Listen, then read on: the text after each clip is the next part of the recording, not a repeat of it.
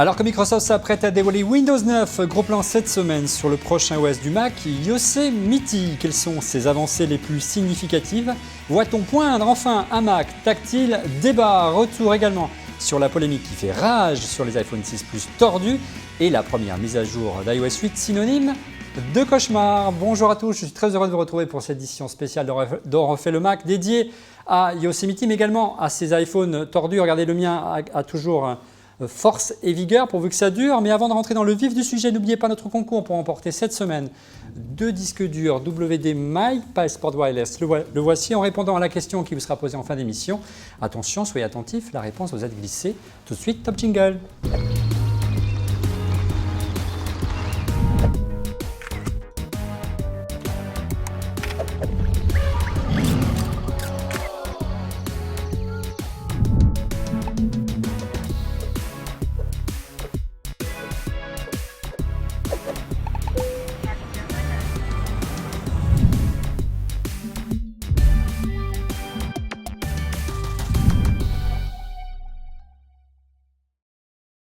WD qui vous réserve à vous et seulement vous qui regardez ORLM une réduction de moins 20% à valoir sur son store, le wdstore.fr, en tapant le code ORLM20 et en plus les frais de port vous sont offerts, donc profitez-en. Le voici, le WD My Passport. Regardez un point important, et la carte SD qui se glisse à l'intérieur, c'est un point important, peut-être que c'est lié à la question qui sera posée en fin d'émission.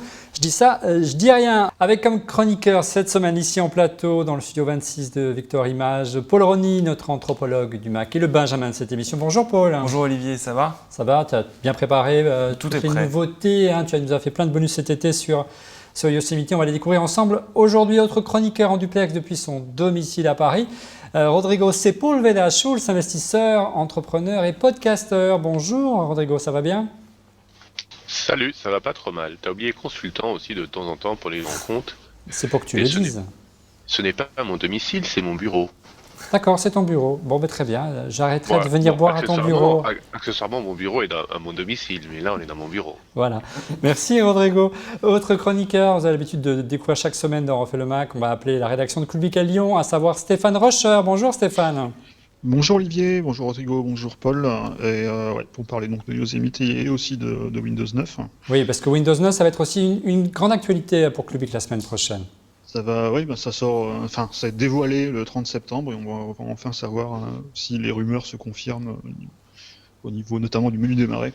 Bon, on va voir, on va en parler dans l'émission, mais ça tombe bien parce que justement on avait planifié cette émission sur Yosemite, donc on va pouvoir comparer avec Windows. Mais avant de parler de Yosemite, je propose qu'on parle tout de suite du chiffre de la semaine avec Paul Rony.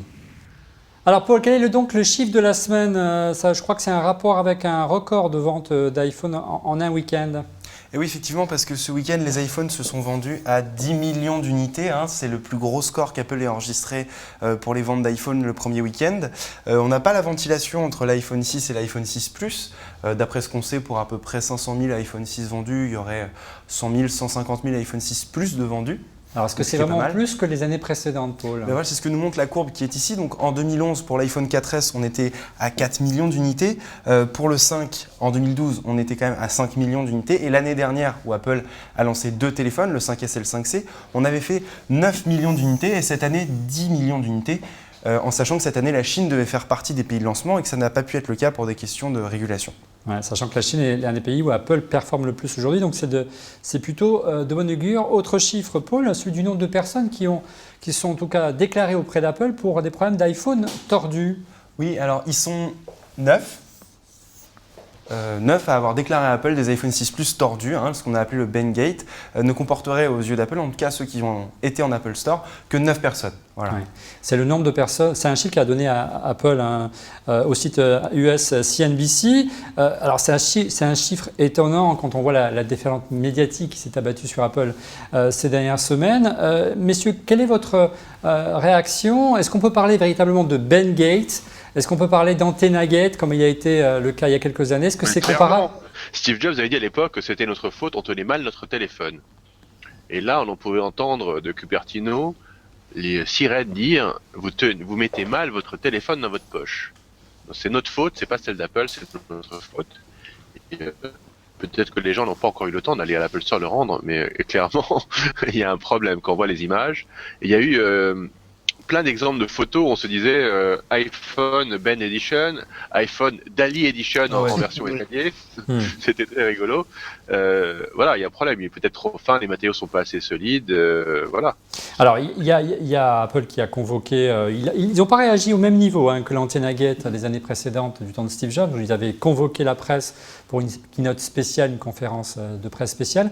Là, ils ont convoqué quelques journalistes de renom américains. Dan Riccio, le vice-président chargé de l'ingénierie d'Apple, les a reçus. Alors, il a présenté les bancs de tests et de stress de l'iPhone 6 Plus. Et selon lui, il y aurait près de combien, Paul 30 000 iPhones qui auraient été martyrisés par les presses de chez Apple pour justement essayer cette torsion qui peut se présenter dans une poche. Ils ont même détaillé leurs tests. Alors on a vu des presses où strictement on appuie un poids et effectivement l'iPhone est irrécupérable. Et des tests, si on peut dire, real world, où en fait ils appliquent une masse de 25 kg un petit peu ronde qui est censée simuler en fait l'appui d'une poche de jean contre l'iPhone. Voilà. Ouais. Alors, ta réaction, Stéphane, est-ce que tu ne trouves pas que c'est un peu quand même exagéré, tout ce remue-ménage autour des problèmes d'iPhone 6 qui se plie? J'essaie de le faire et franchement, il faut vraiment y aller. Allons-y. Ouais, il faut vraiment y aller. Enfin, il y a deux niveaux. Effectivement, il y a des cas qui ont été avérés. Alors, c'est évident. J'imagine qu'il y en a peut-être un peu plus de neuf. Il faut déjà toujours penser un peu que les constructeurs ont tendance toujours un petit peu à minimiser les dommages réels.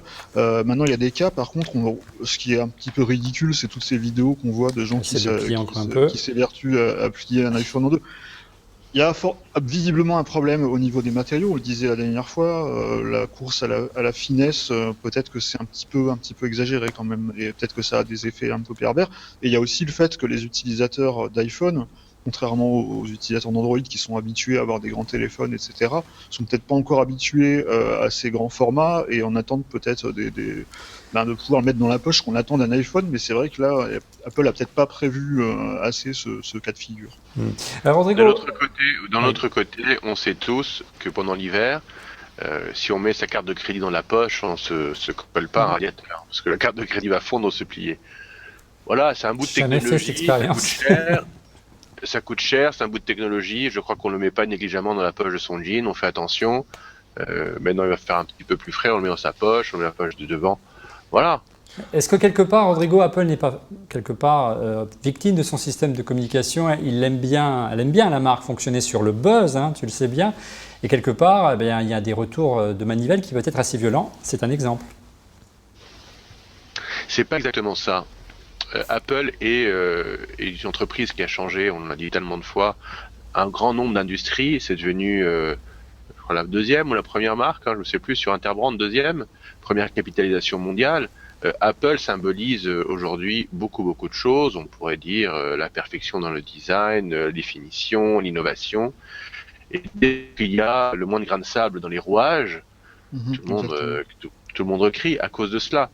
C'est pas lié au fait qu'elle utilise le buzz comme outil de communication. C'est que Apple est une icône comme on peut avoir d'autres marques dans d'autres secteurs. Tu vois, Porsche ferait des bêtises comme ça, on aurait vraiment le même problème. Oui, mais par contre, si des Samsung ou des HTC qui se tordaient de la même manière d'un iPhone, je ne suis pas sûr qu'on en parlerait autant, non? Tu ne penses pas? Non, c'est ce que je dis. On n'en parlerait pas parce qu'on se dit, tiens, c'est chinois, c'est pas fait bien, et c'est des choses qui vont prendre du temps à partir. Même si c'est d'excellente qualité. Alors, concrètement... Là, Apple symbolise la perfection. Ouais. Voilà, zéro défaut. Donc, on n'a pas droit à la moindre... Alors, encore faudra-t-il valider, effectivement, sur la durée, on va le savoir dans les prochaines semaines, si, effectivement, il y a des cas plus avérés de torsion de l'iPhone 6 Plus. Aussi. Non, mais encore une fois, il est plus facile de tordre celui-ci que l'ancienne génération que tu as là. Paul, l'ancienne génération, c'est une brique, donc pour la tordre, il fallait vraiment y aller, mais on peut aussi la tordre. Si je force, il va finir par se tordre, croyez-moi. Apple va s'en sortir, ils ont eu l'Antenna Gate, ils ont eu Ping, ils ont eu Maps, ils ont eu iOS 8.01, on en parlera tout à l'heure. La question, c'est pas de savoir s'ils vont s'en sortir, la question, c'est d'analyser si effectivement il y a un vrai problème de torsion de l'iPhone ou si le problème est exagéré? C'est vraiment ça la question. Et d'après moi, le problème a une résonance beaucoup plus forte parce que c'est Apple. Si c'était pas Apple, on n'en parlerait même pas. Concrètement, quelles sont les solutions que propose Apple, qu'offre Apple aux utilisateurs s'ils ont un problème avec leur iPhone? Qu'est-ce qu'ils doivent faire? Ce que propose Apple, c'est que d'aller dans un Apple Store, d'aller au Genius Bar, et le Genius, à la discrétion du Genius par rapport à certains tests, verra si oui ou non c'est quelqu'un qui s'est amusé à le tordre ou si effectivement, à force de le mettre dans une poche, il a été plié et donc il y a un défaut. Mais c'est un défaut de construction, c'est pas un défaut vraiment de construction, c'est plutôt que Apple utilise de la feuille d'aluminium, que ce soit pour l'iPhone 5 ou l'iPhone 6, mais sur l'iPhone 6, elle est beaucoup plus fine. Et c'est un problème qu'on avait rencontré aussi avec certains PowerBook G4 qui étaient beaucoup plus sensibles au niveau des pores. S'ils tombaient sur la coque, ça leur faisait pas grand-chose. S'ils tombaient au niveau des pores, ils avaient tendance à se tordre et à pas se redresser bien. Ici, il y a une faiblesse entre les deux boutons de volume parce qu'Apple a voulu mettre un petit creux et c'est visiblement au niveau de ce creux-là qu'il y a le plus de risque de torsion. Et sachant que de l'autre côté, nouveauté de cette année également, vous avez dorénavant de l'autre côté, donc à l'opposé des boutons de volume, vous avez le bouton de mise en veille pour éteindre l'écran de lock de l'iPhone qui est là, donc qui est juste parallèle. Et ça également, ça fait deux trous dans la coque. Voilà, ça fait deux trous et ça contribue à affaiblir la rigidité de l'iPhone, de la dire qu'il est fragile. Encore une fois, on sera là pour vous le dire tout au long des semaines. Plus grave, à mon sens et à mon point de vue, c'est la débâcle d'iOS 8, la dernière mise à jour qui a été proposée cette semaine par Apple, vite retirée. Il y a près de 30 000 utilisateurs qui se rentrent bien dans l'embarras. Concrètement, quels étaient les symptômes de cet iPhone, de cet iOS 8.1 buggy? Alors là, c'est un petit peu embêtant parce que ça transformait justement ce magnifique iPhone 6 ou iPhone 6 Plus en iPod Touch grand luxe puisqu'il était incapable par exemple d'accrocher un réseau cellulaire, ce qui est un petit peu embêtant pour un téléphone, ou alors une autre grande fonction de l'iPhone qu'Apple a quand même survendu, Touch ID, qui devenait inopérant. Donc il y avait énormément de bugs assez embêtant. Et moi, ce ratage, je l'attribue à une chose, c'est qu'Apple n'a pas distribué de bêta externe d'iOS 8.0.1 et que ça leur a coûté très très cher. Ils ont voulu aller très vite, même pas une semaine, entre la mise à jour d'iOS 8 officielle et la bêta, et la version qui est arrivée jeudi soir. Rodrigo, quelle est ton analyse sur ce couac, c'est le moins qu'on puisse dire, sur cette débâcle d'iOS 8.1? Comment une chose pareille peut arriver dans une entreprise qu'on décrit certainement comme les plus organisées, comme une mécanique huilée parfaitement? J'en reviens toujours pas. Sachant qu'on ne peut plus téléphoner avec il y a plusieurs une mise à jour pour un téléphone et on ne peut plus téléphoner. C'est quand même énorme. Hein. Non, mais oui, non. J'ai vu une brève qui disait que le programme manager responsable de la sortie de 8.01 était le même qui était responsable de Maps. Alors c'est peut-être une blague, c'est peut-être vrai. Non, c'est vrai. Bon, c'est. Scott Forstell l'a payé cher, le responsable de iOS, il y a quelques années, puisqu'il a été viré. Il faut revenir à l'essentiel. C'est du logiciel, un système d'exploitation, un logiciel extrêmement complexe, avec je ne sais pas combien de millions de lignes de code, qui tourne sur plein de versions, avec plein de versions custom, qui prend plein de cas de figure. Donc par défaut, il y a toujours des bugs. Alors pourquoi est-ce que Apple sort un truc qui n'est pas complètement fini? Il s'était donné la date de la keynote, et ça avait donné une date pour le lancement qui était le 17 septembre. Voilà, ils l'ont peut-être sorti un petit peu trop vite, pas assez de tests. Ils sont prisonniers quelque part de leur propre calendrier de sortie, de leur propre système d'exploitation. Non, mais c'est assez. Maintenant qu'ils sortent une 8.01 juste après pour corriger et que celle-ci n'ait pas été bien testée, ça, c'est en revanche, c'est un petit peu incompréhensible. Quand tu dis qu'on puisse plus téléphoner, oui, mais bon, tu sais, la voix n'est plus qu'un applicatif parmi tant d'autres, c'est qu'un logiciel. Ça fait désordre quand même. Ouais, mais ça fait plus de data non plus, quoi. Oui, il n'y a plus de Wi-Fi, plus de réseau, plus de connexion. Oui, on ne connaît pas la nature du bug, tu vois. Donc ça doit être. Stéphane. Ça a briqué a priori 40 000 téléphones, peut-être plus. Apple dit 40 000. Ouais. Selon Apple, 40 000 personnes auraient été touchées. Ils en ont vendu 10 millions, donc tu vois, va savoir. Ouais. Va savoir l'étendue des dégâts. Il y a un bug qui doit se déclencher dans des conditions particulières et qui aurait été corrigé par la 8.02 qui est sortie tout à l'heure. On va y revenir sur la 8.02. Brièvement, Stéphane, ta réaction? Je sortirai plus lentement, moi, les versions, je testerai un petit peu plus, mais les bugs, on les aura toujours. En revanche, d'une manière macro, on se rend compte qu'il y a de plus en plus de bugs chez Apple. On en reparlera sur OS 10 et sur iOS en général. Il y a de plus en plus de bugs, plus en plus de problèmes de mémoire, de segfault. L'application explose en vol et puis on se retrouve sur... comment ça s'appelle ce truc? Il y en a 1,9%, quoi. Ouais. Enfin bon, Voilà. avançons.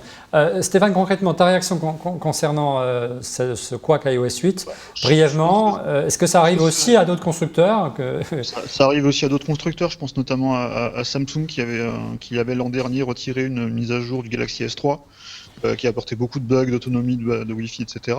Maintenant, je pense que ça va arriver forcément de plus en plus à Apple au fur et à mesure qui se cale sur des calendriers annuels à la fois pour OS X et pour iOS. En plus là, avec les iPhone 6 et 6 Plus qui apportent quand même pas mal de nouveautés. En termes d'écran, il fallait vraiment une mise à jour. Je pense que c'était un petit peu un calendrier un petit peu serré pour Apple. Ouais. Ils sont un peu à la bourre. 8.02 brièvement, c'est réglé. Il y a un souci, il n'y a pas un souci. Il faut mettre à jour. Qu'est-ce qu'on fait, Paul ? Faut mettre à jour. Il y a plus globalement, il y a plus les gros soucis d'iOS 8.0.1. Heureusement, ils ont quand même été réglés en moins de 24 heures.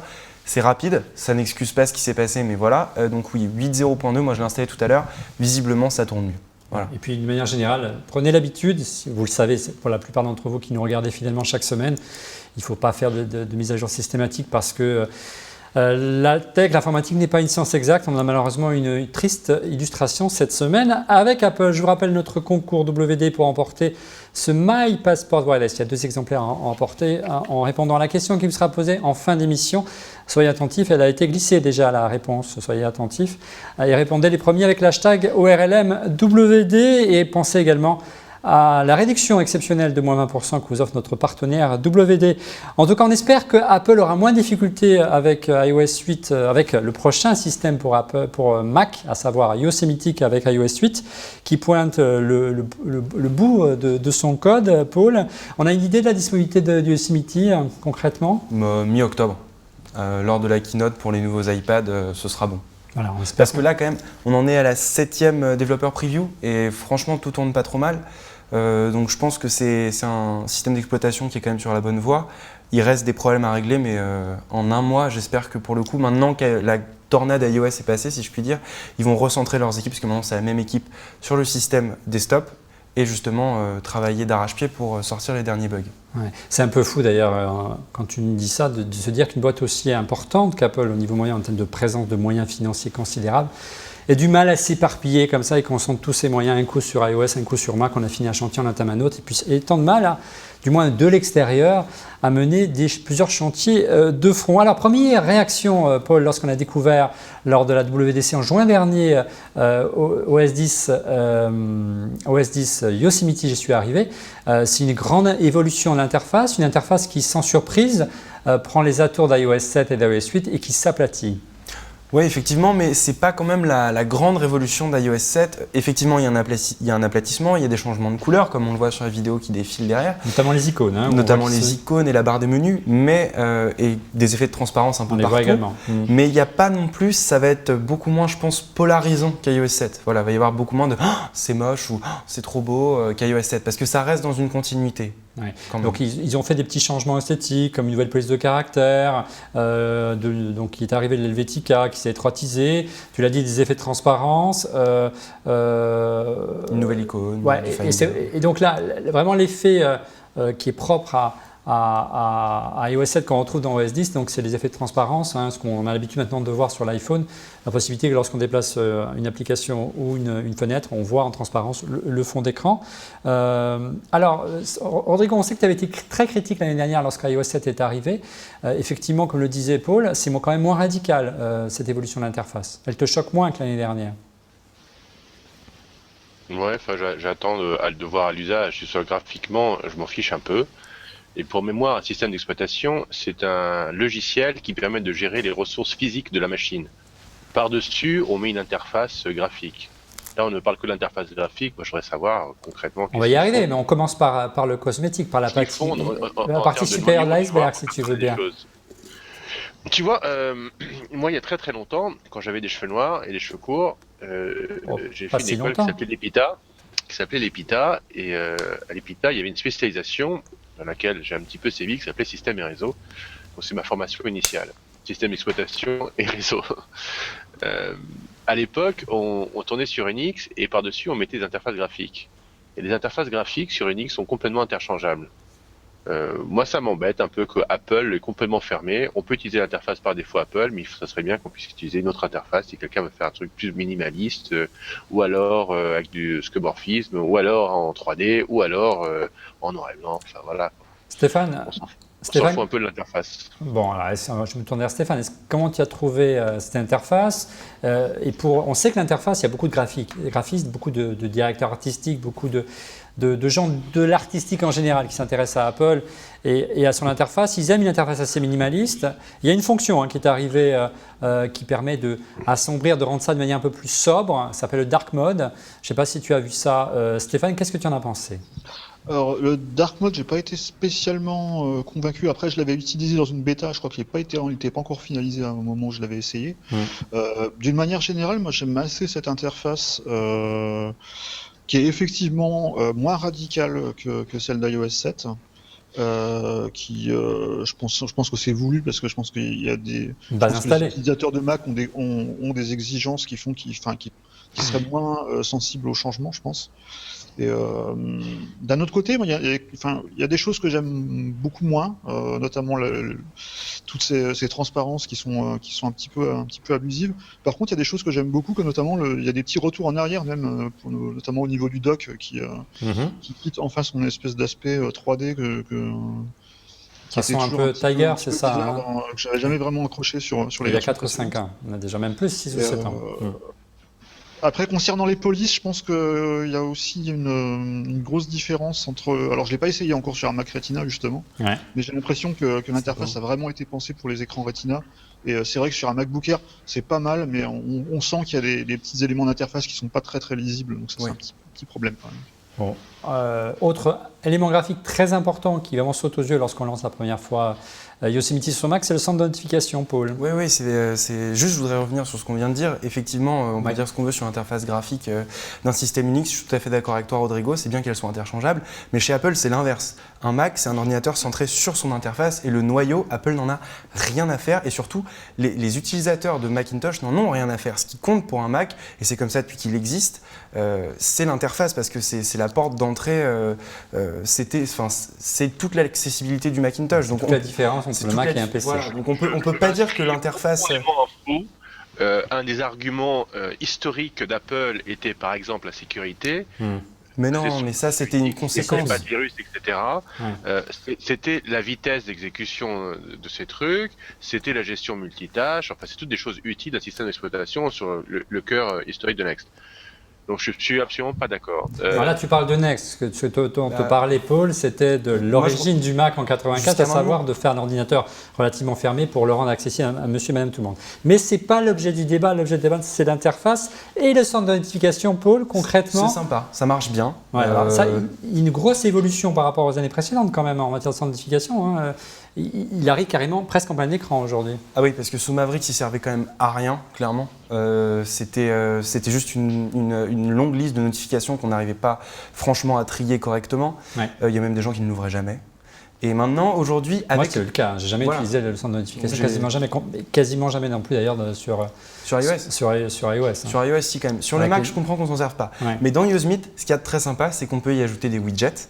La calculatrice, la météo, les horloges, le résumé de demain, le calendrier, les rappels, ce que vous voulez, et même des applications tierces. Donc en plus, il est ouvert aux développeurs. Il est ouvert aux développeurs. Ça remplace avantageusement le dashboard, même si Apple a décidé de le laisser. Non, pour l'instant, le dashboard continue. Donc les widgets qu'on retrouvait à part, voilà.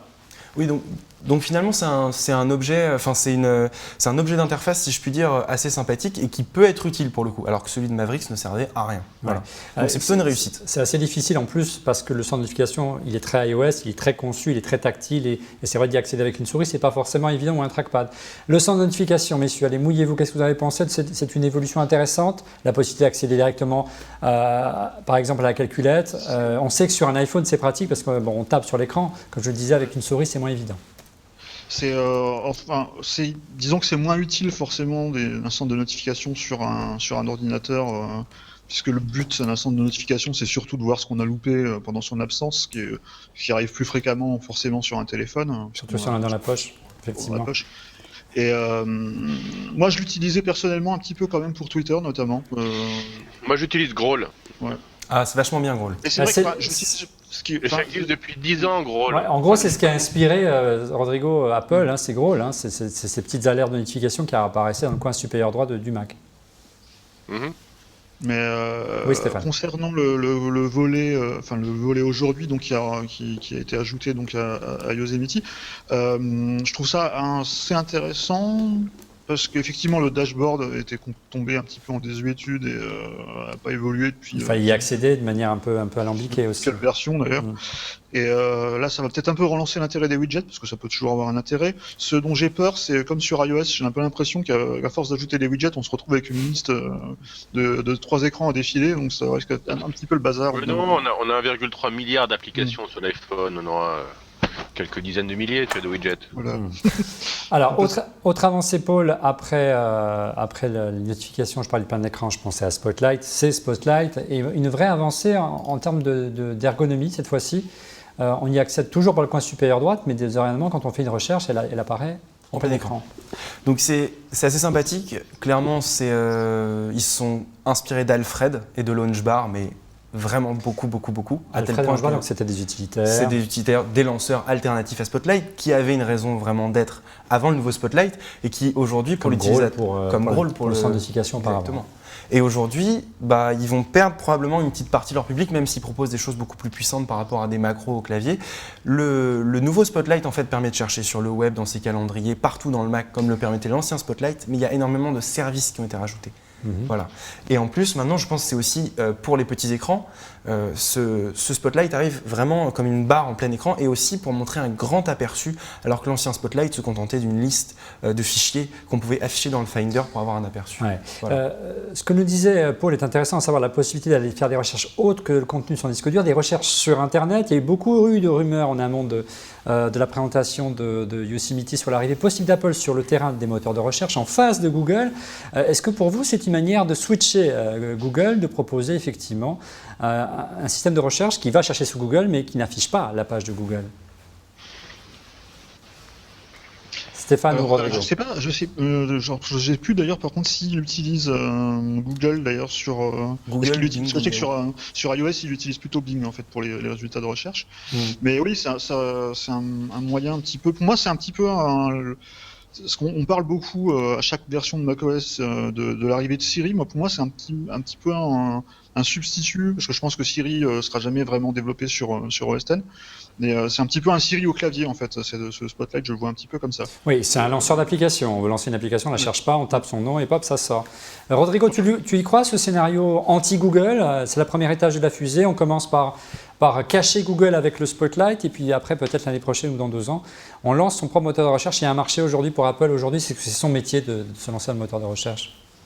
Probablement.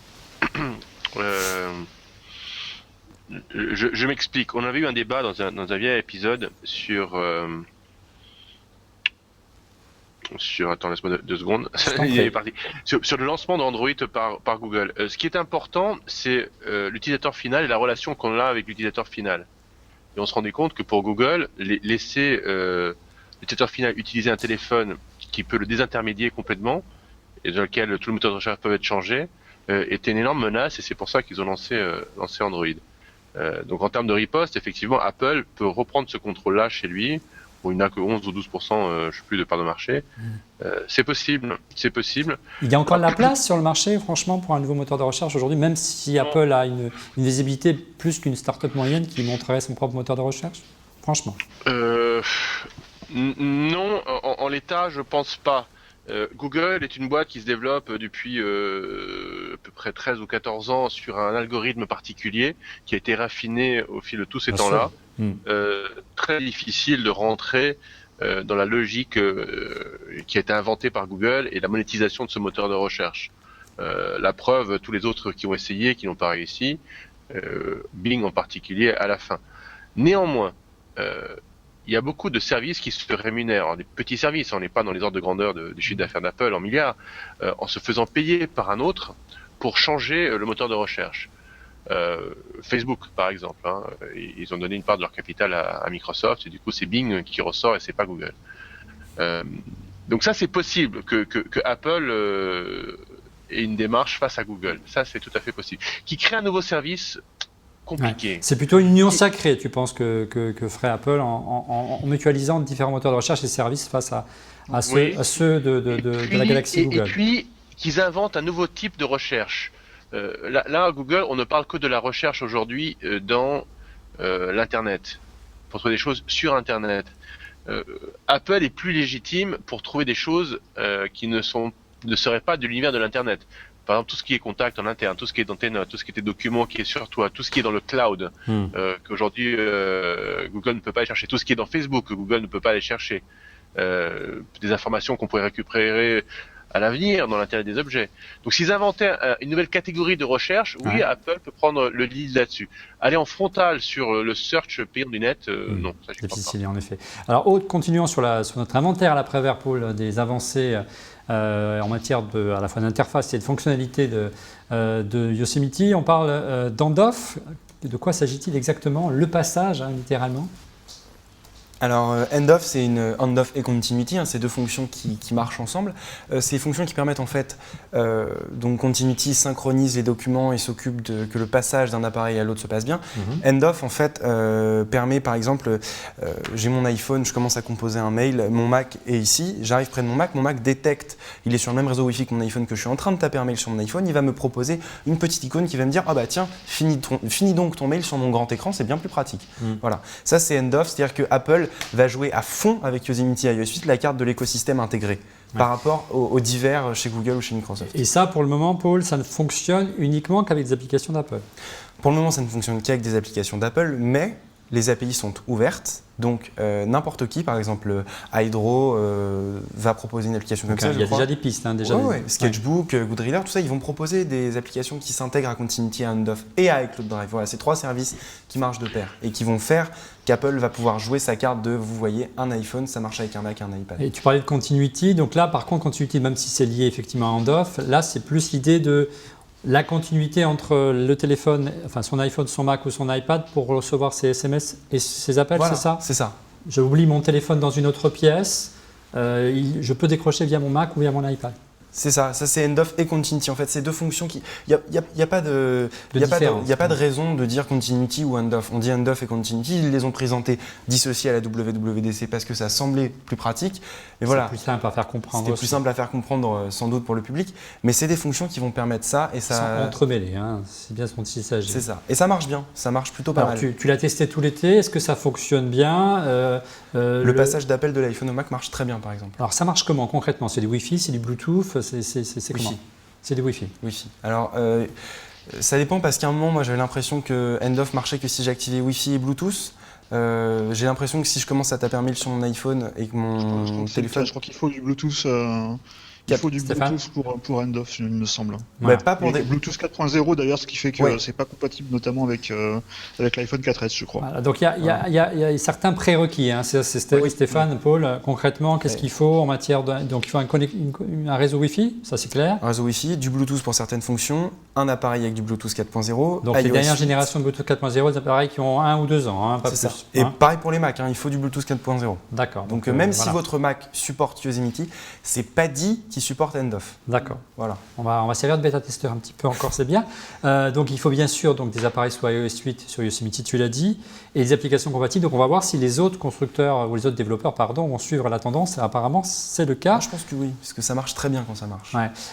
Brièvement, Stéphane, on voit une volonté quand même d'Apple d'amener ses utilisateurs à rester dans son écosystème, à valoriser en disant voilà, vous avez un Mac, achetez un iPhone, il y a une complémentarité évidente. On voit cette volonté de rendre ces utilisateurs captifs. Là, on en a une belle illustration. Ça a toujours été un petit peu c'est un petit peu la version moderne de ce qu'ils appelaient l'effet Halo, qu'on avait déjà avec l'iPod, avec iTunes qui tournait sur Windows et qui pouvait inciter à acheter un Mac. Là, c'est un petit peu dans l'autre sens en fait. Je pense qu'il y a pas mal peut-être des utilisateurs Mac qui sont passés peut-être sous Android ou sur Windows Phone et qui vont se dire ça serait sympa de pouvoir décrocher mes appels avec mon Mac et qui vont acheter un iPhone. C'est assez malin. Et c'est des fonctionnalités qui sont toutes bêtes, mais auxquelles peu de concurrents avaient pensé auparavant. Donc c'est assez réussi. Ouais. Alors, autre fonctionnalité, on parlait des réseaux à l'instant. Juste un Olivier, un commentaire. Je fais le schtroumpf grognon depuis tout à l'heure et c'est bon. C'est ton rôle, Rodrigo. Vas-y. Moi, je l'appelle Connect, hein, le handoff et le Continuity. C'est absolument génial. Ouais. C'est vraiment, vraiment bien. Ça, c'est du vrai système d'exploitation. Ça, c'est de la vraie avancée. C'est de la vraie productivité. C'est de la vraie ergonomie. Toi, tu dis juste Mac et iPhone, mais iPad aussi. iPad et même iPod Touch même. Enfin, ça fonctionne vraiment avec tous les appareils. En se disant que l'on va segmenter la vie du consommateur suivant les tranches horaires. Il va utiliser différents types d'écrans, ou suivant ses usages, et on se rend compte qu'on utilise tous plein d'écrans différents et qu'il faut nous simplifier la vie. Le cloud était la première étape pour faire cela, en stockant tout dans un endroit centralisé, accessible depuis différents écrans. Maintenant, la connectivité que propose cette nouvelle fonction, c'est vraiment top, c'est vraiment bien, ça va être copié par tout le monde. J'utilisais, moi, il y a très longtemps sur Mac, un petit utilitaire que je ne retrouve plus, qui me permettait justement d'envoyer mes SMS depuis le bureau. Ah oui. C'est bien, c'est vraiment bien. Moi, ça me ferait installer Yosemite rien que pour cette fonctionnalité-là. Ouais, en plus, ça va être gratuit, donc profitez-en. Ça, c'est formidable de la part d'Apple, hein, de rendre gratuit son système d'exploitation. On parlait des réseaux à l'instant, une autre fonctionnalité liée intrinsèquement au réseau sans fil et au Wi-Fi, c'est Instant Hotspot, Paul. Oui, Instant Hotspot, en fait, c'est une fonctionnalité qui permet votre iPhone capte de la 4G ou de la 3G, votre Mac ne capte pas de Wi-Fi, mais ils sont tous les deux dans la même pièce à peu près. Directement, votre Mac, quand on clique sur l'onglet Airport, va vous dire voilà, iPhone de Paul capte 5 barres de LTE, est-ce que vous voulez l'utiliser en tant que hotspot? Il suffit de cliquer et ça marche. Ce qu'on voit là à l'écran. Mais quelle différence avec le partage de connexion qui existe depuis des années déjà sur iOS? Il n'y a rien à toucher sur l'iPhone ou sur le Mac, il suffit juste d'aller dans l'onglet Airport. Voilà. Ouais, c'est complètement instantané, rien à régler. D'accord, sachant qu'en plus le partage de connexion d'iOS a tendance à se déconnecter pour économiser la batterie de l'iPhone assez rapidement. D'ailleurs, en fonction, parlant de batterie, on voit même l'indicateur de la batterie à côté de l'indicateur réseau. Donc, ça donne aussi une indication sur l'état de la batterie si on doit activer cette connexion. Donc c'est pas mal. Alors l'autre fonctionnalité phare qui était attendue depuis longtemps chez Apple et qui faisait défaut dans les offres cloud, notamment iCloud d'Apple, c'était la possibilité d'avoir un disque dur virtuel, un disque dur dans les nuages, un iCloud Drive qui prenait la succession de l'iDisk d'Apple, apparu il y a des années de manière un petit peu précurseur par Apple. Il est de retour, Paul. Et oui, il est de retour et il marche beaucoup mieux en plus. C'est une bonne nouvelle parce qu'il ne marchait pas très bien. Voilà, ça fait plaisir de pouvoir dire qu'un service dans le cloud d'Apple fonctionne bien parce qu'on a quand même MobileMe, iCloud dans ses débuts qui ne fonctionnaient pas très bien. Là, ça marche bien et en plus, c'est complètement ouvert, c'est-à-dire que les applications Apple ont chacune leur dossier comme vous le voyez ici, mais on peut aussi mettre ses propres documents. Alors, ça marche bien parce que tu l'as testé dans des conditions optimales, sachant que c'était au mois d'août, il n'y avait pas encore la frénésie de bêta-testeurs parce qu'effectivement, il y a beaucoup de gens qui peuvent le bêta-tester, c'était aussi nouveau chez Apple, on en parlera tout à l'heure. On verra si avec la charge, savoir que les serveurs seront sollicités pour envoyer des téraoctets de données, pas parce qu'il faudra quand même un abonnement, ça ne sera pas gratuit tout ça, on va en parler dans un instant. On verra si ça va tenir la charge. Est-ce que c'est en termes d'usage, c'est aussi bien, c'est aussi transparent? On sait que Dropbox est une référence sur ce domaine. Ça marche pas Dropbox que Steve Jobs a refusé de racheter pour la petite histoire, comme quoi des fois c'est dommage. Est-ce que c'est comparable? C'est comparable, sauf que par exemple, dans la manière dont ça va marcher, c'est pas tout à fait pareil. Quand vous prenez un document dans votre Finder pour le glisser dans votre dossier Dropbox, il reste dans votre Finder. Dans iCloud Drive, vous prenez un fichier dans le Finder, vous le glissez dans un dossier sur iCloud Drive, il disparaît de votre Mac et il est dans iCloud Drive. Il n'est pas dédoublé, il est transporté. Il n'est pas synchronisé. Voilà, ouais. Mais il est accessible partout après. D'accord. Mais plus en local. Mais partout, Mac, iPad, iPhone. Et les PC? Et les PC, voilà. Donc Windows est géré également par le portail web d'Apple. Par le portail web d'Apple, mais je crois qu'il y a aussi un client, il me semble, qui est encore en bêta. Normalement, il va y avoir un client aussi. Il devrait permettre à terme d'utiliser l'explorateur Windows comme on le fait pour Dropbox ou OneDrive. Donc ça va être un gros point. Parce que franchement, passer par une interface web c'est impossible. Pour un truc de stockage, c'est une galère qu'on essaie d'éviter au maximum. Mais là, apparemment, ça sera enfin le cas avec iCloud Drive. Brièvement, Rodrigo, il y a encore de la place aujourd'hui pour qu'Apple réplique à Google, réplique à Microsoft, réplique à Dropbox, qui aujourd'hui sont les épouvantails du marché. Il y a encore de la place, selon toi, pour iCloud, pour une solution de stockage universelle signée Apple?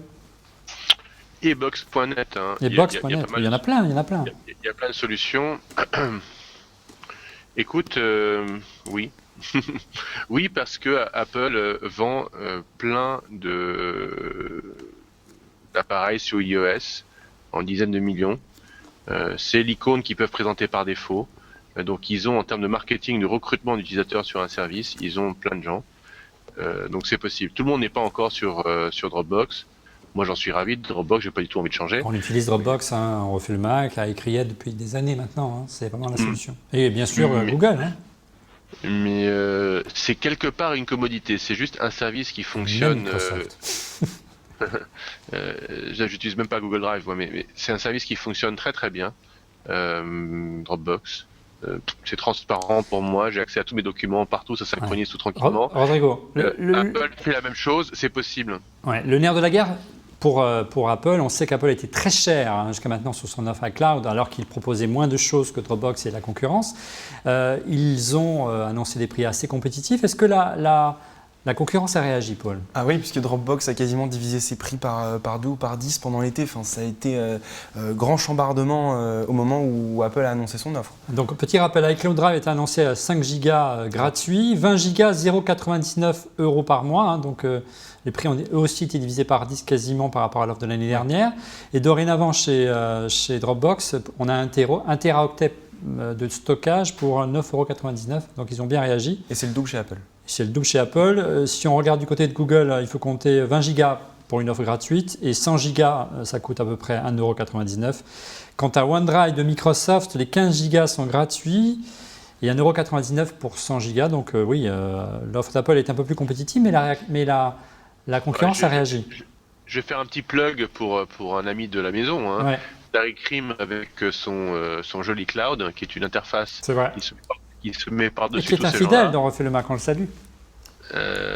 Offre un peu plus de 50 gigas gratos. Voilà. Il agrège tous ces gigas gratuits. Donc si tu utilises Jolly Cloud, tu peux distribuer automatiquement tes fichiers un peu partout. Voilà. En conclusion, on pourrait même dire qu'il n'est pas très sain de garder qu'une seule solution de cloud de stockage. Moi, je vois personnellement à la rédaction d'iCreate où on fait le Mac, on multiplie les sources, hein, on ne sait jamais, entre Google et nos amis de Dropbox. En clair, c'est aussi un conseil qu'on pourra donner, hein, de manière générale pour Rodrigo. Ça doit dire oui.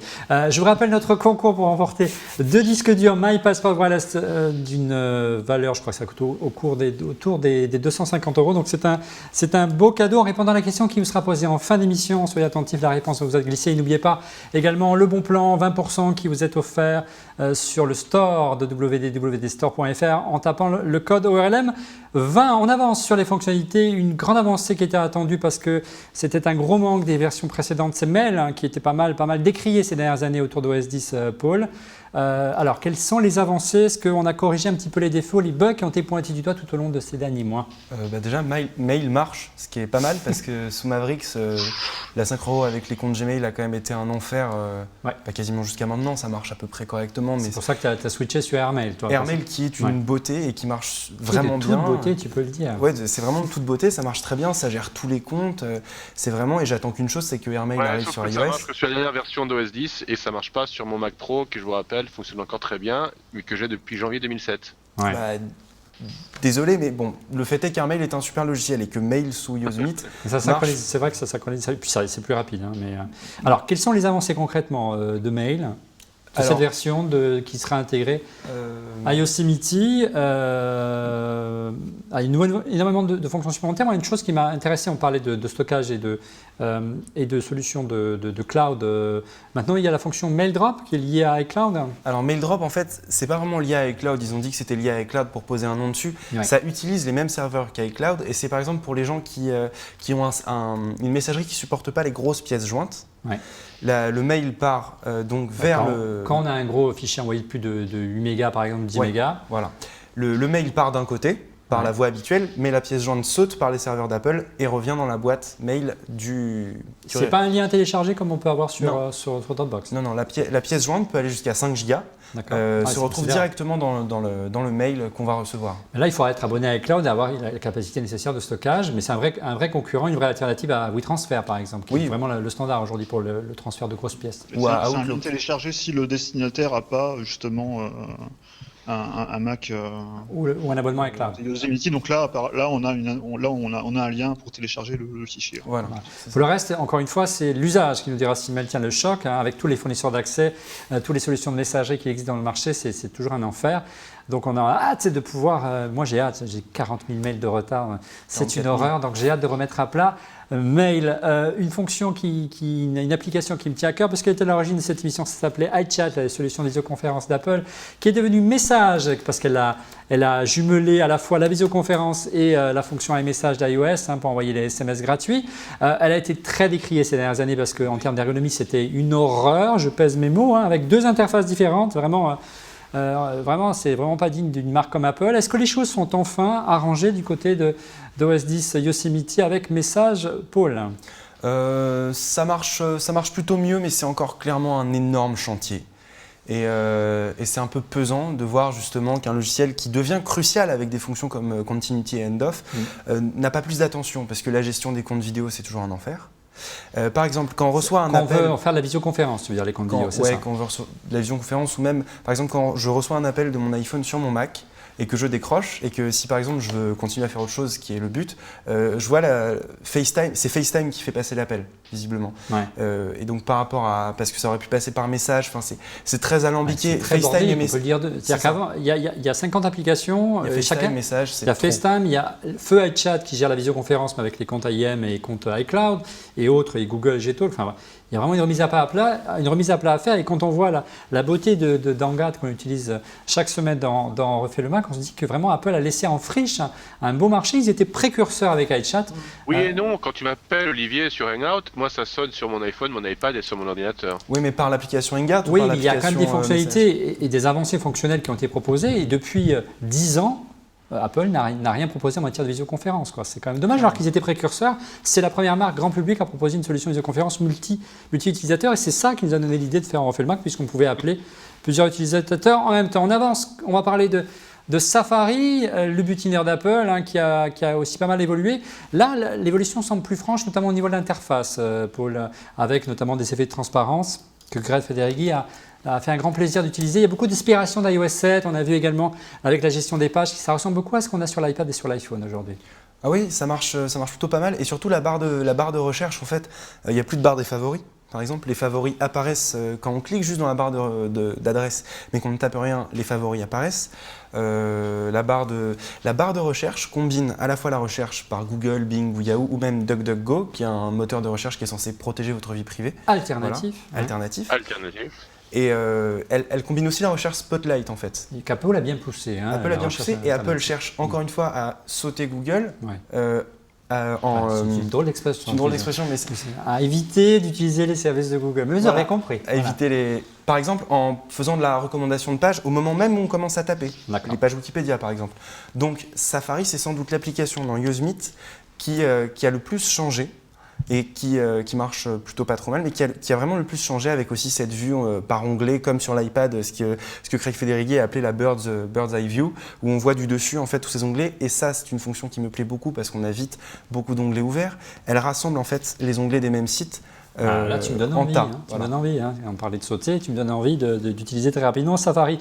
Alors, tu as utilisé, on arrive un peu au terme de notre inventaire, l'après-vert des fonctionnalités d'OS 10 Yosemite. Après près de 3 mois de bêta-test de ce système d'exploitation, quels sont les principaux problèmes que tu as pointés du doigt tout au long de cet été notamment?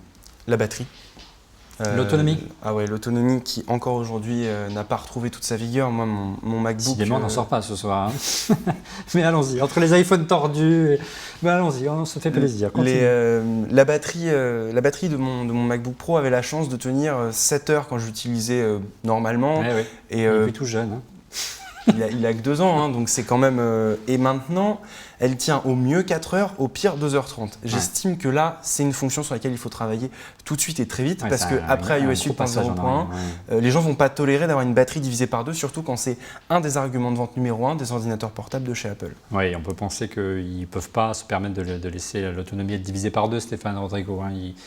On retrouve, je dirais, une activité normale, une endurance normale, propre à un système d'exploitation propre à Apple, surtout que c'était souvent un argument fort d'Apple pour dire, regardez, venez chez nous. C'était notamment un des arguments forts de Mavericks qui était censé apporter pas mal de technologies Pour préserver l'autonomie, moi j'ai pas vraiment ressenti de grosses différences sur mon MacBook Air. J'avais ressenti à un moment des différences parce qu'il y avait une ou deux mises à jour de Mavericks, je crois, qui avaient bien mis à mal l'autonomie. Ça avait été recorrigé par la suite. Depuis que je suis passé sur la bêta de Yosemite, effectivement, il y a peut-être un petit coup, la batterie a peut-être pris un petit coup, mais j'ai pas Un trop gros coup, remarqué de manière d'après ce que m'a montré intensive. Paul lors des différentes bêtas il y a 7 releases qui se sont succédés.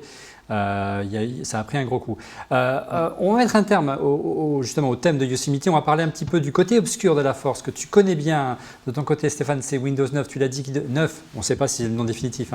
Qui devrait arriver mardi prochain, si tout va bien. Qu'est-ce que tu peux nous dire? Quelles sont les pistes qui existent aujourd'hui, qui ont filtré? Est-ce que Microsoft, décidément, continue sa stratégie de différenciation aussi forte? Non, d'absolument pas différencier la tablette du PC. De convergence. Excuse-moi. Alors c'est assez paradoxal parce que d'un côté, on imagine que Microsoft va continuer cette idée, notamment d'avoir des applications universelles, ce qu'ils avaient annoncé avec Windows 8.1, des applications universelles qui pourront tourner indépendamment sur téléphone, sur tablette et sur PC. D'un autre côté, on remarque qu'il y a apparemment une espèce de retour de manivelle, notamment sur le bureau, et on va vraisemblablement assister au retour du menu démarrer qui avait disparu dans Windows 8, qui avait été plus ou moins à moitié réintroduit dans Windows 8.1 avec un bouton démarrer mais qui renvoyait vers l'écran d'accueil. Là, cette fois-ci, on va avoir apparemment un vrai menu démarrer. Je pense qu'ils vont continuer d'un côté à jouer cette convergence. Par contre, je pense qu'ils vont aussi essayer de distinguer davantage les scénarios d'utilisation selon qu'on installe Windows 9 sur un PC, une tablette. C'est-à-dire que je pense que si on l'installe sur un PC non tactile, par exemple, ils vont tout faire pour cacher le plus possible l'interface métro. Donc, en clair, c'est quoi? C'est en arrière-tout, on essaie véritablement de rassurer la base d'utilisateurs de PC en disant voilà, vous restez dans l'environnement traditionnel de Windows, même s'il y a quand même des fonctions tactiles. Et quand vous basculez en mode tactile, si vous repliez l'écran de votre ordinateur par exemple et que vous transformez votre ordinateur en tablette, bien il y a l'équivalent de métro qui apparaîtrait et là on basculerait en mode tactile. Hein. Exactement. Ouais, je pense que c'est plus. Après, il y a toujours ces appareils hybrides comme Surface, etc. Oui, on avait Surface Pro. Qui vont mélanger les deux. Ouais. Mais pour les utilisateurs notamment de PC et desktop, parce qu'il y en a encore un paquet, je pense que là il va vraiment y avoir une volonté de remettre le bureau au centre. Et ça avait été un petit peu négligé, je pense, sur Windows 8. Microsoft avait pensé peut-être un peu naïvement que tout le monde allait basculer sans encombre vers cet environnement un peu hybride. C'était un gros risque qu'avait pris Microsoft. On avait fait une mission déjà avec Julien Jay de Clubit que tu connais bien. Et c'est vrai que c'est un énorme risque qu'a pris Microsoft de faire un changement aussi radical. On voit que Microsoft, il va par petit Microsoft. Qu'Apple, il va par petits bouts chaque année. Mais d'ailleurs, c'était une approche qui marchait très bien sur justement ces appareils comme Surface ou le Yoga, le Lenovo notamment, mais qui du coup marchait plus du tout sur des portables non tactiles ou sur des PC desktop avec clavier et souris. En résumé, on peut penser que d'un côté, donc, on aura un environnement de bureau avec une souris, avec un menu démarrer, l'équivalent d'un menu pomme chez nous, je dirais, et une corbeille, et peut-être un environnement propre aux tablettes et au mode tactile et au téléphone, c'est-à-dire qu'ils vont plutôt fusionner cet aspect-là? Ça, apparemment, c'est aussi une autre tendance qui serait amenée à apparaître, c'est-à-dire que jusqu'à maintenant, on avait deux Windows. On avait Windows 8 qui était la version pour les processeurs Intel et Windows RT qui était destiné aux tablettes exécutant un processeur ARM. Ça n'a pas été un grand succès pour Windows RT. La plupart des constructeurs tiers ont abandonné le navire. Apparemment, il serait plutôt question maintenant de fusionner Windows Phone, qui d'ailleurs ne s'appellerait plus Windows Phone mais Windows, avec la version tablette, et donc de faire un système destiné aux tablettes et aux PC, aux tablettes et aux smartphones exclusivement. Alors Rodrigo, quelle est ta réaction de ton côté sur justement la stratégie de Microsoft, que tu connais bien également, assez décriée par les utilisateurs historiques, et de l'arrivée de Windows 9, de ce petit retour en arrière et de cette volonté de différencier le PC de l'environnement tactile? C'était un pari difficile, même si moi je trouvais ça assez séduisant quand même sur le papier. Au risque de te décevoir, en fait, j'en sais rien. Moi, sur la stratégie Microsoft, j'ai décroché depuis très longtemps. J'utilise plus que Office. Et c'est toi le seul truc qui m'intéresse. Concrètement, tu crois à ce qu'a... J'arrive pas à me retrouver dans Keynote en fait. Ouais. J'arrive pas à refaire aussi super, simplement ce que je faisais avant sur PowerPoint. Ouais. Et puis Excel, voilà, c'est pas Numbers et Word par habitude. Mais concrètement, Paul, Voilà, Rodrigo, Microsoft, est-ce que tu crois que Apple va y arriver tout doucement? On y voit qu'il par petites strates, je parle bien d'Apple, pas de Microsoft, que on va y arriver à ce qu'il y ait une fusion entre ces deux environnements qui est Yosemite, c'est le sujet aujourd'hui, et iOS 8 dont c'était le sujet il y a une ou deux émissions, à savoir que à un moment les interfaces elles vont se ressembler tellement que le tactile va être partout. Hein. Est-ce qu'on va avoir enfin un Mac tactile? Moi c'est mon dada, tu le sais depuis des années. Tu mélanges 3 questions en une. Ben oui. Mais je vous demande de répondre, Rodrigo, maintenant. J'écarte la dernière, le Mac tactile, ouais, pourquoi pas, enfin, je sais pas, moi, C'est mort, le Mac tactile. Non? Je passe tellement de temps à nettoyer mon écran, tu sais, de mes traces de doigts, que sur mon iPad. Si mon MacBook Air avait un écran, ouais, why not, hein, why not. J'ai vu passer une photo d'Elon Musk hier, vous savez, Iron Man, qui lui écrit qu'un stylet sur son écran, donc c'est probablement pas un Mac qu'il utilise. Ta deuxième question est la fusion des écrans. Je pense que c'est la vision d'Apple et de plein de gens. On disait à Tawad dans le temps, anytime, anywhere, any device. Quel que soit l'écran que tu utilises, tu vas accéder à tes mêmes informations, ton même environnement. En effet, on part de deux socles très différents, iOS et OS 10, parce que les usages n'étaient pas les mêmes au départ. Les écrans étant plus grands, plus petits, peut-être qu'on aura une fusion de ces deux écrans-là. De l'autre côté, on a habitué tellement de gens à utiliser deux environnements, les loquer dans un seul, qui sont pas forcément adaptés. Je sais pas. Un se gère à la souris, l'autre se gère au doigt. C'est quand même une grosse différence en termes d'interface, en termes de gestion. Tu vois. Moi, j'ai le meilleur exemple. Ensuite, dernière, est-ce qu'Apple va y arriver? Apple est une boîte commerciale, hein, ils sont là pour faire du cash, et pour l'instant ils arrivent très bien à faire du cash. Mais il n'empêche, quand tu mets un Mac ou un PC d'ailleurs dans les mains d'une nouvelle génération, quand je vois avec ma fille, le réflexe qu'elle a, c'est il touche l'écran. Donc ça montre quand même que cette nouvelle génération, elle va plutôt vers le tactile que la souris. Et ce sera la conclusion de cette émission. Je vous propose de vous donner tout de suite les résultats du concours pour remporter cette fois-ci, c'est celui-ci, le disque dur MyCloud d'une capacité de 2 Tera. Il y avait 2 exemplaires qui étaient offerts par WD la semaine dernière. Les questions étaient: peut-on accéder au MyCloud depuis sa tablette ou son smartphone? La réponse est bien évidemment oui, c'était facile. Les gagnants sont Renaud Alris sur Twitter, ainsi que Qui m'aime me suivent. Voilà, c'est original, on l'a trouvé sympa celui-là, le titre. Donc Renaud Alris et Qui m'aime me suivent. Je l'invite alors à m'envoyer leurs coordonnées tout simplement sur mon mail, olivier@onrefaitlemac.com. Merci donc de m'envoyer votre adresse postale. On passe tout de suite à notre concours. Pour remporter des disques durs Wi-Fi My Passport Wireless offerts par notre partenaire WD, répondez à cette question. Le My Passport Wireless dispose-t-il d'un slot pour carte SD? Répondez via Twitter avec l'hashtag ORLMWD, l'hashtag ORLMWD. Bonne chance. Voilà, et si vous n'avez pas suivi les épisodes précédents, regardez, voilà, je vous aide un peu, ça me donne une idée, pour vider ces cartes photos, c'est bien pratique. On passe tout de suite à vos coups de cœur. Alors Paul, allez, les coups de cœur, on commence tout de suite par Rodrigo. C'est le mien. Tu veux combien de coups de cœur? Pas trop, parce qu'on est en retard. Bon, alors je vais t'en faire 3. Sinon, tu m'en aurais fait combien? 5? Allez, vas-y. Bon, je sais pas mes coups de cœur qu'ils arrivent. Mais je voulais d'abord te parler d'une marque française de basket, historiquement blanche. Est-ce que ça te dit quelque chose? Une marque française de basket blanche? Le Coq Sportif? Ouais. Non. Non. Alors, elles ont été portées par Serge Gainsbourg, et non, je ne confonds pas avec les Zizi chez Repetto. Ouais, voilà, de basket? De basket. Non, tu vois, le lien avec On refait le Mac, il est très loin, mais tu vas voir le lien. On va y arriver. Oui, vas-y. Je ne vois pas. Ces baskets, elles étaient aussi portées par John Lennon sur la fameuse couverture sur Abbey Road où il traverse, tu sais, sur le passage zébré. Ouais. Et elles ont été portées à son mariage. Il s'est marié en basket blanche française. C'est pas les Stan Smith, pourtant c'est Adidas, les Stan Smith, c'est pas français, mais bon. C'est pas les Stan Smith, non. Bon, c'est des baskets Springcourt, fabrication française, monsieur. Et donc, vous savez, le litige qu'il y a eu longtemps entre Apple et Apple, la boîte des Beatles. Donc voilà, aujourd'hui, je me suis acheté une paire de baskets blanches chez Springcourt. C'est très bien, ils ont sorti des nouveaux trucs en nubuck. C'est très joli, c'est très agréable. Et c'est beaucoup moins cher que les Stan Smith. que j'ai aussi acheté hier. Voilà. Ouais, t'as trop d'argent aussi. Bon, allez, on enchaîne. Le deuxième coup de Mais cœur. non, c'est 70 € la basket, c'est bien. Ouais. Deuxième coup de cœur, Rodrigo.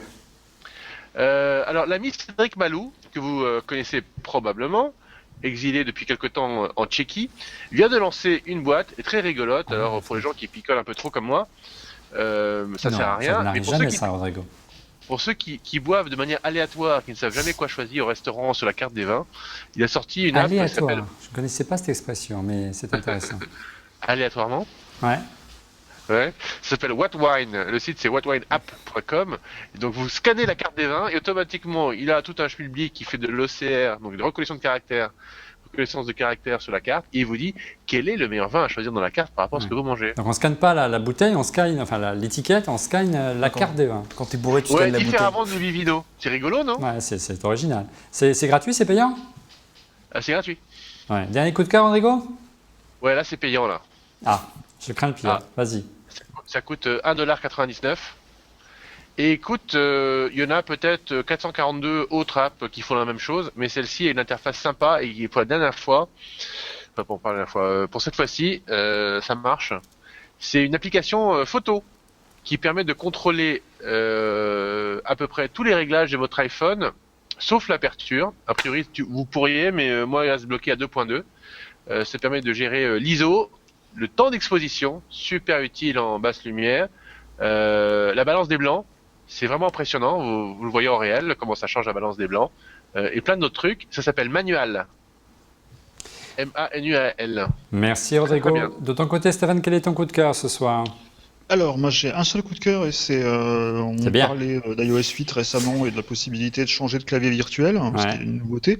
Moi, mon coup de cœur, c'est un clavier que j'utilisais déjà beaucoup sur Android, c'est SwiftKey, et qui était un des premiers claviers prédictifs que je trouvais vraiment convaincant, qui te suggérait vraiment des phrases pertinentes, même quand tu écris comme un cochon comme moi, parce qu'on tu tapes à côté des lettres, etc. Il arrivait toujours à Avec corriger deux doigts, tu veux dire, c'est ça? de manière plutôt prédictive, et qui a aussi un autre avantage, c'est qu'il permet de switcher entre l'anglais, enfin il reconnaît si on est en train d'écrire en anglais ou en français, il permet de switcher entre les deux sans avoir à passer par la touche internationale ce qui est très utile notamment sur Twitter quand on jongle entre des followers anglophones et francophones.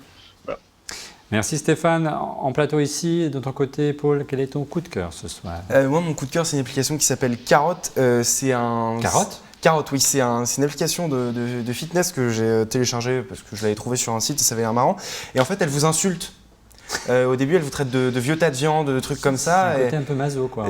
Et c'est très drôle parce que du coup, elle vous fait faire des exercices et chaque jour, elle vous insulte un peu moins si ça se passe bien. Et visiblement, ça marche pas mal. D'accord. Donc, je vais tester ça, ça a l'air assez marrant. C'est la version coach, mais un peu sévère, hein, façon coach DJI, quoi. Si tu roules pas avec le doigt sur la couture du pantalon, tu te fais assassiner. C'est ça, au début, elle vous fait go meat bag ou quelque chose comme ça. Donc avec toi, pour te faire travailler, il faut y aller, quoi. Il faut t'insulter. Bon, pour la semaine prochaine, je vous promets que je vais insulter notre ami Paul. De mon côté, c'est pas forcément une nouveauté, mais on n'avait pas eu l'occasion d'en parler dans cette émission. Ils ont été présentés il y a quelques mois, lors du CES notamment. C'est les drones de nos amis de chez Parrot, les mini-drones. Ils ont inventé les premiers jouets connectés. Alors c'est plus que des jouets, j'ai eu l'occasion de les tester cet après-midi à la rédaction d'iCreate.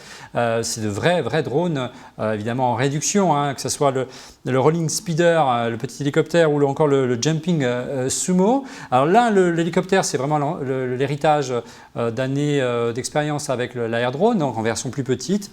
Alors évidemment, il n'y a pas beaucoup d'autonomie, hein, 7 à 8 minutes, c'est pas énormément, mais on prend beaucoup de plaisir, je vous invite vraiment à l'essayer.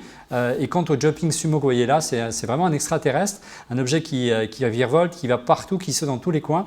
Et celui-ci par contre est Wi-Fi. Et l'intérêt qu'il soit Wi-Fi, non pas Bluetooth comme l'autre modèle, eh bien on peut piloter à distance avec l'écran de son iPhone, la caméra vous donnant le champ de vue du conducteur à distance. Voilà, l'un coûte autour des 150 € pour le Sumo et comptait à peu près 90 € pour l'hélicoptère. Voilà, nous sommes arrivés au terme de cette édition d'On refait le Mac. Merci de l'avoir suivi.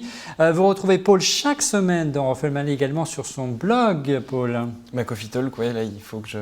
Il faut qu'il mette, il faut écrire. Hein. Et puis il y a beaucoup de choses à dire, hein, vous allez voir, sur la philosophie, mais n'allons pas trop vite. Merci Paul. Et vous retrouvez également chaque semaine Rodrigo dans On refait le Mac, sur Twitter également, sur ton podcast, l'Emery Rodrigo Show, Rodrigo. Oui, vas-y, redis mon prénom encore une fois, c'est dans le Emery Rodrigo Show, Rodrigo. Rodrigo, c'est l'Emery Rodrigo Show. Ouais, vous avez toutes les archives sur Emery, M-R-Y, Rodrigo Show, S-H-O-W, sur Facebook. On a presque 100 épisodes quand même de grosses conneries. L'un des plus vieux podcasts de France, tu nous le disais tout à C'est l'heure. l'un des plus vieux, c'est le plus vieux podcast vidéo de France. Bien. Et dernière personne qu'on va saluer ce soir, c'est notre ami Stéphane Recher de Clubic, que vous retrouvez chaque jour sur Clubic. Il y aura une actualité riche, tu l'as dit, cette semaine, Stéphane, avec notamment l'arrivée du dernier opus de Windows. On va savoir s'il va être numéroté 9. C'est bien ça, Stéphane? On va savoir si le directeur de Microsoft France a fait une boulette ou pas, c'est ça. Oui, parce qu'il aurait Windows 9, ce qui est assez marrant d'ailleurs, c'est que donné le nom de Windows 9, le dernier à avoir fait ce genre de boulette, c'était Steve Ballmer avec Windows 8. Donc ça s'appellera peut-être bien Windows 9 en fait. Ça lui a pas porté bonheur, mais bon, passons. On fera une autre émission pour consacrer à Windows 9 à l'occasion ensemble avec Clubic. La semaine prochaine, soyez au rendez-vous parce qu'il y a une émission qu'on devait faire cette semaine, on l'a légèrement décalée pour avoir nos invités avec nous en plateau. On fera une spéciale Apple Watch, la montre d'Apple bien sûr. On sera sur les traces de la montre d'Apple pour essayer de comprendre qui sont les vrais pères, les vrais géniteurs de cette montre. Soyez au rendez-vous à la semaine prochaine. Au revoir.